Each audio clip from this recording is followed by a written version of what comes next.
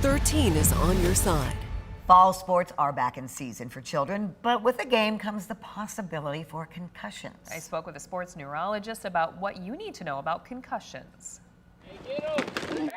Recognizing head injuries in sports has not always been a priority. Look back to even like the late 1990s, head injury was oftentimes overlooked. Anthony Propson is a sports neurologist with University of Michigan Health West. He says studies surrounding concussions have varied over the decades. We went from a point where we were sending people back to sport too quickly to where we were probably keeping them out too long. But now, he says, we're getting athletes back to physical activity in a fairly short amount of time, as long as we don't subject them to a second injury. The greatest risk that we typically see with these injuries is that second impact, and the greatest risk usually occurs within about the first 72 hours of the first injury. He says it's this second injury that can lead to brain swelling in severe cases. We think of this as a biomechanical injury, which leads to metabolic changes of the brain, and due to those metabolic changes, we have symptoms. Propson says the large majority of people do not need a CT scan or MRI after a head injury. However, if your child has severe headaches, is throwing up, dizzy, or has other changes following the injury, it's a good idea to go to the emergency room. By definition, we consider it a traumatic brain injury, or a mild traumatic brain injury at that sense. But how do you prevent these injuries?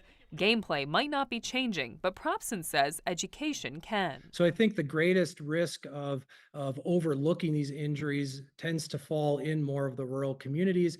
The NFL allowed guardian caps or head protections under helmets this year for players. Propson says research is still ongoing to see the effectiveness of these types of assist devices.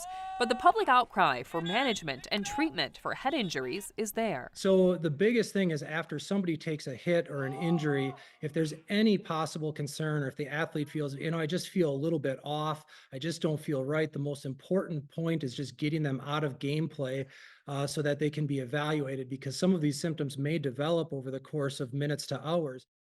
Now, what about sleeping after a concussion? Because when we were little, my mother would say, if we hit our head, don't go to sleep. Yeah, no, it's definitely something you've heard. He tells me that for the first 4 hours, he tells patients to stay awake. But after that, there is some research that sleep is important for your recovery. So he doesn't want, people to disrupt that too much, especially in the early stages. But those first 4 hours are important to avoid that potential brain bleed. That is good to know.